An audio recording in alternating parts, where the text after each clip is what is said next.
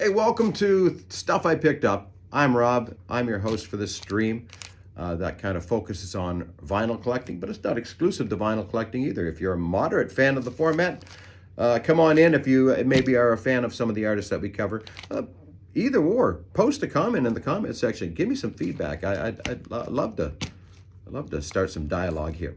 But yeah, as far as record collecting, I'm one of those record collectors that rarely knows what he's going to walk out with when he walks into a record store. I mean, generally, that is the way it goes for me. I just know I'm going to buy a record. It's an itch I'm going to scratch.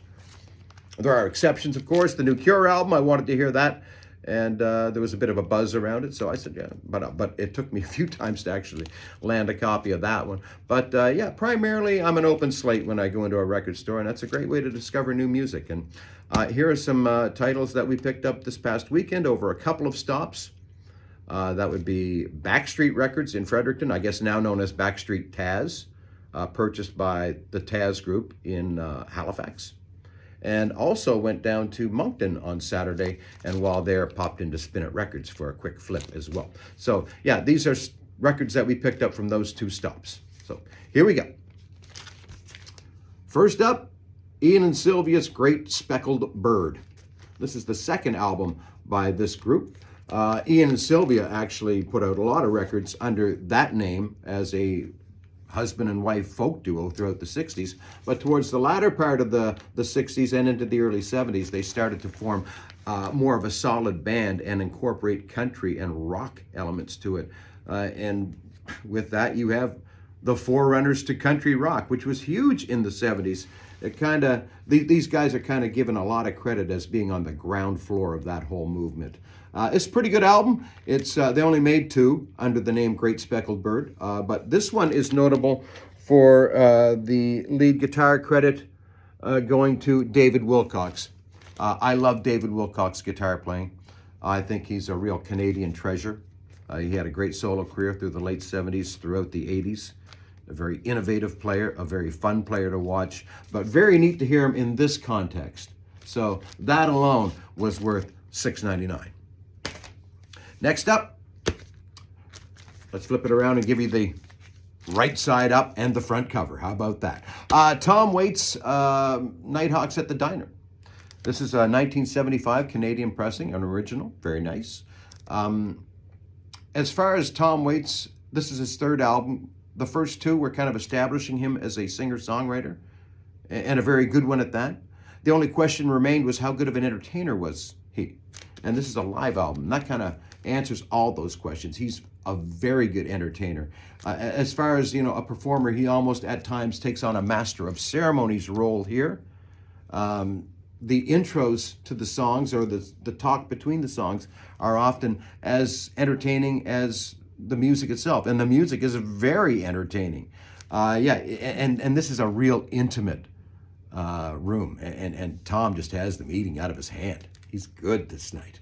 When I say it's an intimate room, you can hear clapping and whistling as opposed to stadium applause or anything like that. It's a very small, intimate room, perfect for the smoky jazz that's backing him up. It's a very stripped down kind of instrumentation, although the piano player for this record was a fellow by the name of Mike Melvoin, and his kids actually would go on to follow him in a career in music. Wendy Melvoin was part of Prince's Revolution, as in Wendy and Lisa. Remember that pairing? And Jonathan Melvoin, his son, was the touring keyboard player, piano player for the Smashing Pumpkins during their Melancholy and Infinite Sadness tour. That story sadly had an unhappy ending. He overdosed on tour.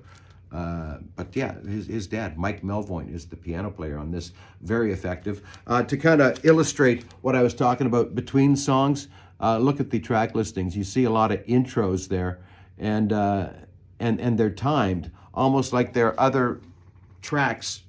Instead of just being lumped in, the intros themselves are timed and recorded and put in the track listing. So that kind of gives you an idea of how good he is between the records.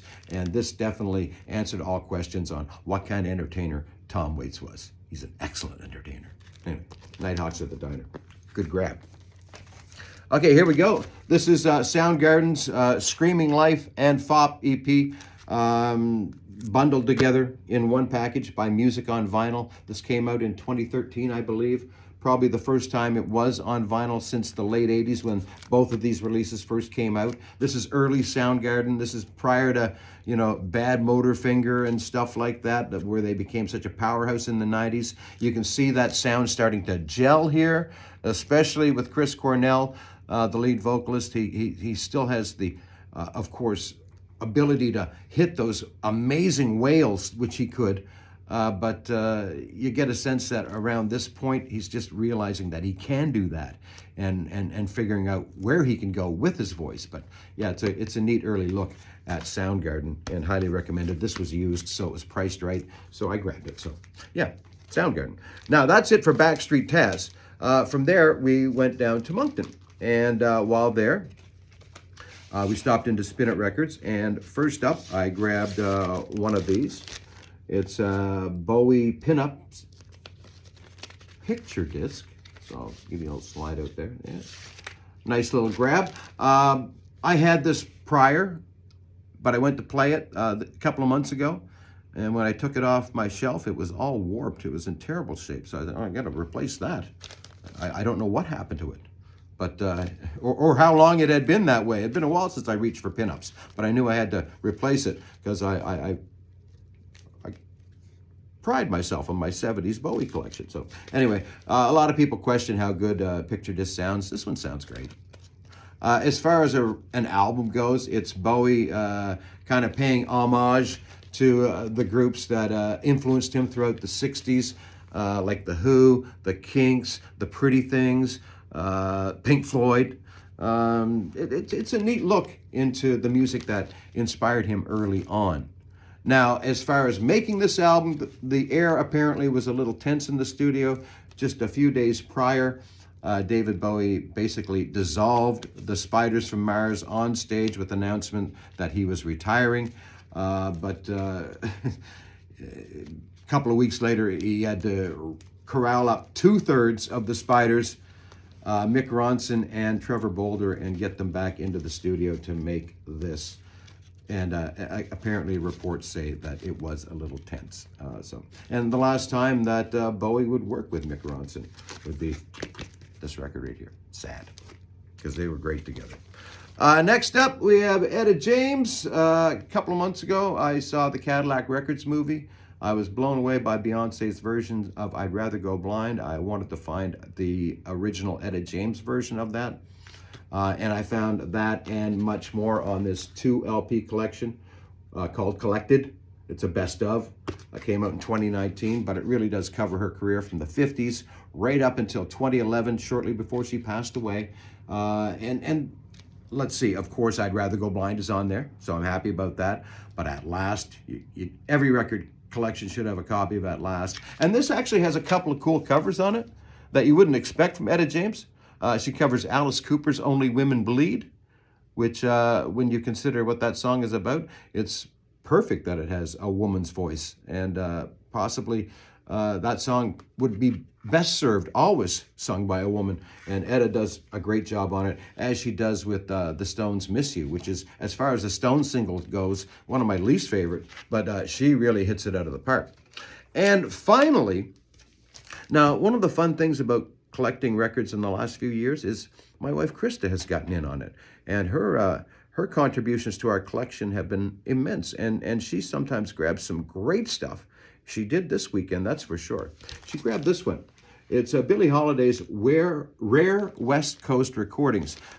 Recordings made between 46 and 52, before her voice was really starting to have problems and show wear and tear from years of being Billie Holiday, basically. So, her voice is still pretty good here. The crowd is eating her up. And it's also notable for, it's nice that you can hear a live version of Strange Fruit, because that's a song that many times she was incarcerated for performing that in a live setting because of its political message for the time. It's a powerful statement, a chilling statement, but one that a song that is forever going to be associated with Billie Holiday. And it's a great version here. The crowd is loving her. And this is mastered from 10-inch acetates, so from 78 acetates. So I was expecting it to sound thin and tinny, but actually it doesn't. It sounds pretty good. So this is a great grab on Tulip Records, which I've never heard of. So I think it's still a fairly old pressing, but nice grab. Billie Holiday's rare West Coast recordings. And that's what I picked up. That's the stuff I got. So if you got a comment, I'd love to hear it. I'll try to do one of these whenever we do a little record shopping and let you in on it. So thanks for joining me. Take care. We'll talk to you soon.